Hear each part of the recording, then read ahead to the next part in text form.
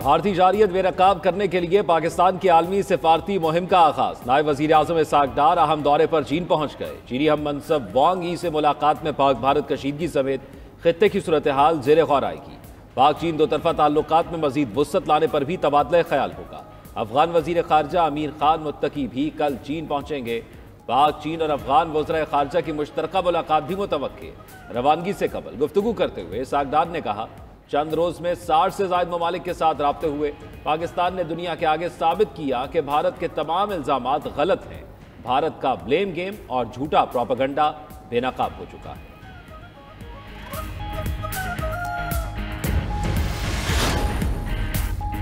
वजीर आजम शहबाज शरीफ एक रोज़ा दौरे पर कराची पहुंच गए। गवर्नर और वजीर आला सिंध ने एयरपोर्ट पर इस्तकबाल किया।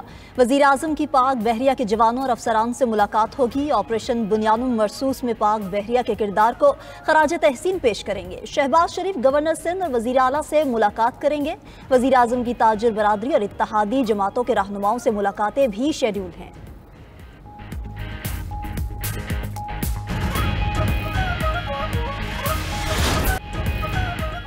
भारत ने उकसाया या हमला किया तो हमारा रद्द अमल तेज और बेरहमाना होगा। भारत खुद को अमेरिका या इसराइल ना समझे, ना ही पाकिस्तान, अफगानिस्तान या फलस्तीन है। DGISPR लेफ्टिनेंट जनरल अहमद शरीफ चौधरी का तुर्क न्यूज एजेंसी को इंटरव्यू। कहा, पाकिस्तान भारतीय तसल्लुत के सामने नहीं झुकेगा।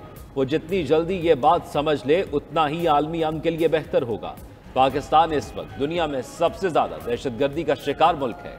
जनवरी 2024 से अब तक 3700 से ज्यादा दहशतगर्दी के वाकयात हो चुके। इस सारी दहशतगर्दी की सरपरस्ती और हौसला अफजाई भारत कर रहा है। कश्मीर या भारत में जो कुछ हो रहा है उसकी वजह भी भारत का रियासती जुल्म और जबर है। इससे कबल अरब न्यूज को इंटरव्यू में DGISPR ने कहा, भारत पाकिस्तान का पानी रोकने की हिम्मत नहीं कर सकता।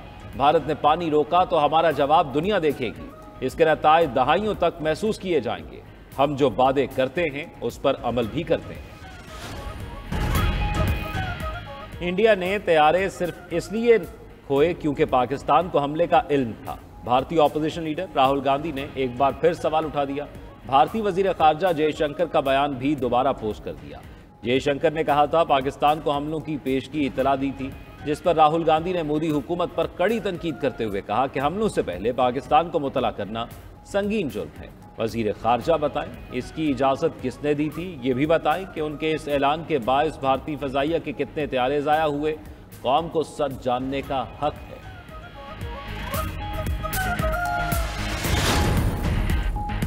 पाक फजाइया मुल्की फजाई सरहदों के दिफा के लिए हमा वक्त तैयार है। बहादुर जवानों की शुजाअत और कुर्बानी की रिवायत हमेशा बरकरार रहेगी।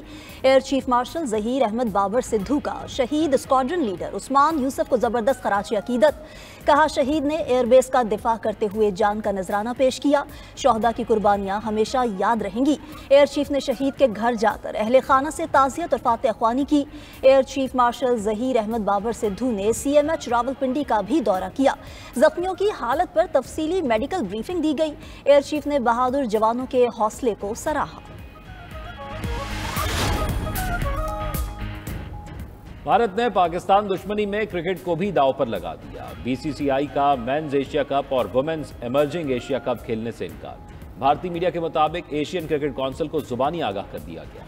नवा साल एशिया कप का इनाकाद खतरे में पड़ गया। ACC के बाकी शेड्यूल इवेंट्स को भी होल्ड कर दिया। वुमेन्स इमर्जिंग एशिया कप जून में श्रीलंका में शेड्यूल है। BCCI एहलकार ने इंतहाई बेतुकी मंतक देते हुए कहा, भारत ऐसे टूर्नामेंट में नहीं खेल सकता जिसके सरबराह पाकिस्तान के वजीर हैं। एशियन क्रिकेट काउंसिल के सदर चेयरमैन PCB मोहसिन नकवी हैं।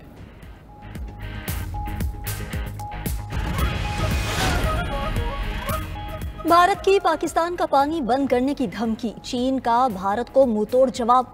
चीनी मीडिया के मुताबिक चीन ने पाकिस्तान में मोमन डैम पर काम की रफ्तार बढ़ा दी। पाकिस्तान के फ्लैगशिप डैम पर कंक्रीट भरने का काम शुरू हो चुका। चीनी हुकाम मोमन डैम को पाकिस्तान का फ्लैगशिप मंसूबा करार देते हैं।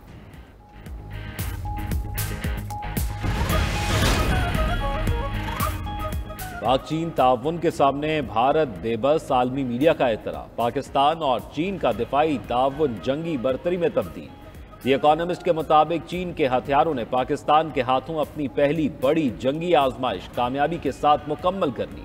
जदीद चीनी टेक्नोलॉजी से लैस पाकिस्तानी अफवाज ने हिकमत अमली से भारत की अस्करी मनसूबाबंदी को बुरी तरह नाकाम बनाया। अरबों डॉलर्स के भारतीय राफेल तैयारे चीनी हथियारों के मुकाबले में अमली मैदान में बेअसर साबित हुए। चीन से हासिल करदा एयर डिफेंस सिस्टम्स, ड्रोन्स और हाइपरसोनिक मिसाइल्स ने पाकिस्तान को खित्ते में तकनीकी बर्तरी दिलाई।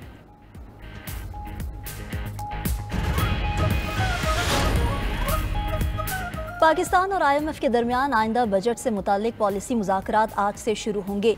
आलमी इदारे का वफ्द वजारत ख़जाना, FBR, प्लानिंग कमीशन और स्टेट बैंक हुकाम से मुलाकातें करेगा।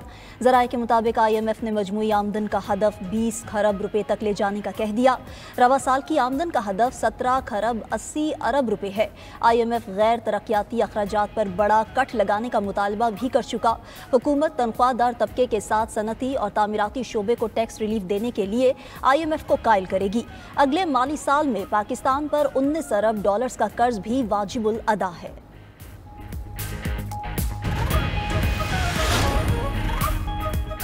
सुप्रीम कोर्ट में मखसूस नशिस्तों की नजरसानी दरखास्तों पर समाअत। जस्टिस अमीनुद्दीन खान ने वकील फैसल सिद्दीकी को मुखातिब करते हुए कहा, आप एतराज़ पर इतने लंबे दलाइल दे रहे हैं, आप तजावीज़ ना दें, अपने दलाइल दें। जस्टिस जमाल मंदोखेल ने रिमार्क्स दिए, डोंट अंडरमाइन योरसेल्फ, हमारे लिए आप बहुत ज़रूरी हैं। जस्टिस मोहम्मद अली मजहर ने कहा, आईनी बेंच के 15 जजेस में से 13 रुकनी बेंच तश्कील दिया गया। 2 जजेस ने हाई कोर्ट में मुकदमा सुना हुआ था। अब इस मसले का हल क्या है? फैसल सिद्दीकी ने मामला जुडिशल कमीशन को भिजवाने की इस्तदा कर दी। समाअत कल तक मुलतवी।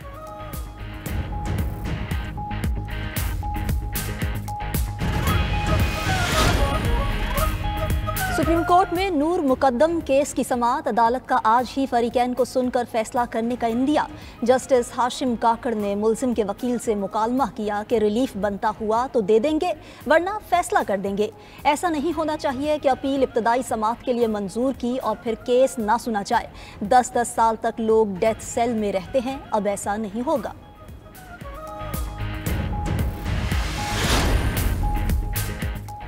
सुप्रीम कोर्ट में इस्लामाबाद हाई कोर्ट जजेस seniority case. Lahore high court bar के वकील हामिद खान ने दलाइल में कहा, जजेस ट्रांसफ़र की समरियों का प्रोसेस एक ही रोज़ में मुकम्मल किया गया। फाइलों को पहिए लगाने का सुना था, यहाँ तो फाइलों को रॉकेट लगा दिए गए। जस्टिस शकील अहमद ने पूछा कि आइन और कानून में एक रोज़ में प्रोसेस मुकम्मल करने पर कोई पाबंदी है? वकील हामिद खान ने जवाब दिया, इतनी जल्दबाजी के मकासद कुछ और होते हैं। केस की मज़ीद समाअत कल तक मुलतवी।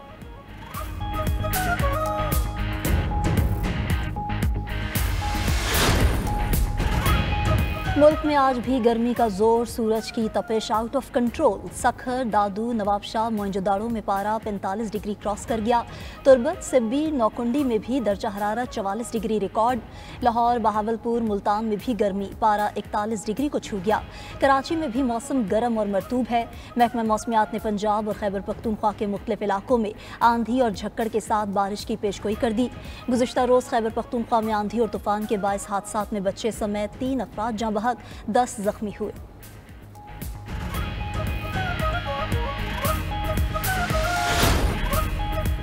दहशतगर्द इसराइल ने गजा में फ़ज़ाई हमलों के साथ ज़मीनी ऑपरेशन भी शुरू कर दिया।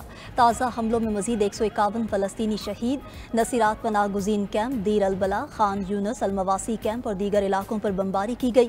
खान यूनस में बमबारी से हमास के शहीद सरबराह याह्या सिनवार के भाई ज़करिया सिनवार बेटे समेत जाम शहादत नोश कर गए। ज़मीनी कार्रवाई करने वाली इसराइली फोर्सेज ने इंडोनेशिया हस्पताल का भी मुहासरा कर लिया।